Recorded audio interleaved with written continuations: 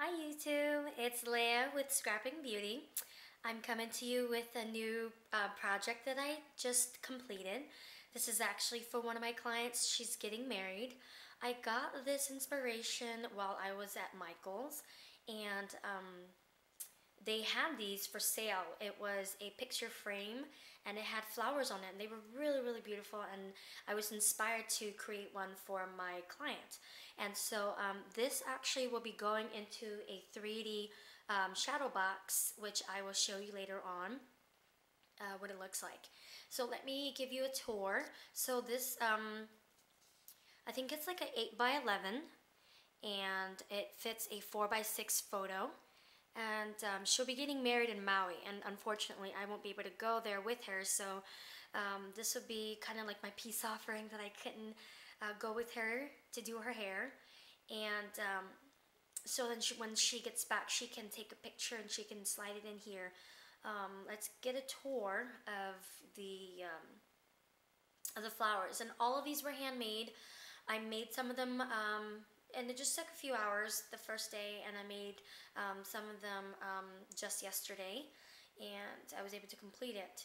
So here is a rose, and it's a hand rolled rose, and this was just a made out of one piece of paper, and I had cut a spiral. I drew down the spiral first, and I cut it, and I cut the edges into a wave, so you're able to get the really nice waved or scalloped edge. I've got some glossy accents on there to create that dewdrop look. Got a pearl in the middle. I hand cut all my leaves and I embossed them with just, the end of a pen. I've got a little pink diamond stud there. This flower here is really cool. I kind of created this after the tiger lily, and all these pieces start out as a circle. Each layer is just one circle, and I fold them a certain way, and I cut them, and I cut this one with a scalloped edge. I didn't use a deco scissor, I just used regular scissors, but I just scalloped it as I was cutting it to create this tiger lily kind of look. I have this bow here made out of a sheer material.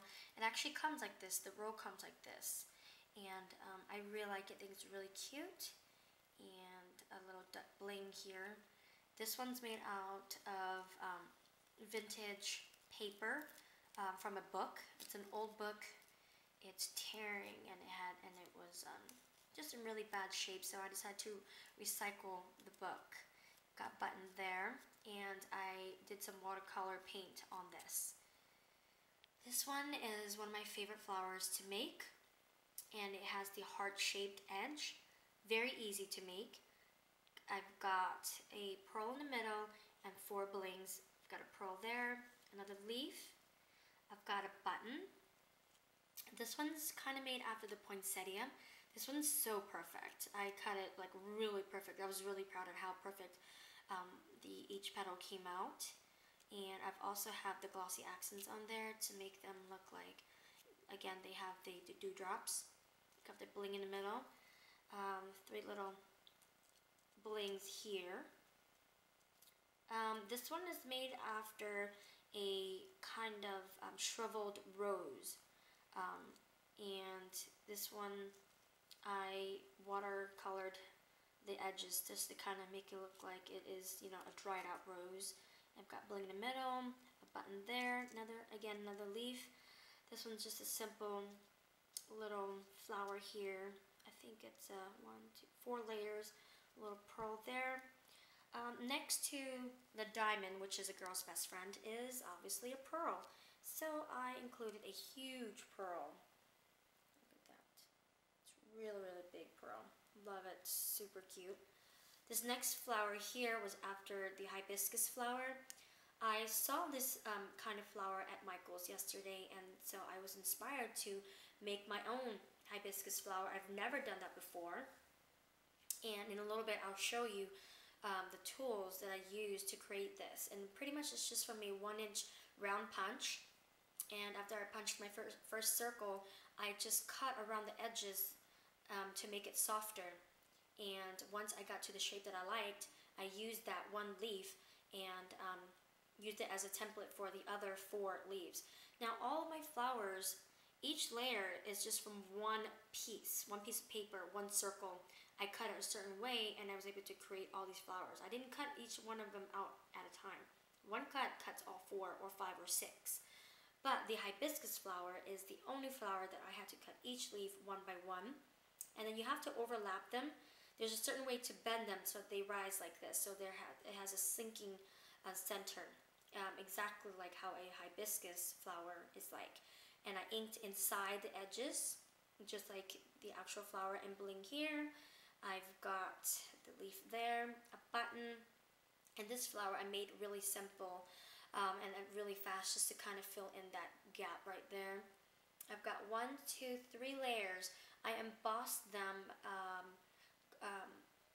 so that they are able to lay going down, and so they stand up actually, but they are laying down.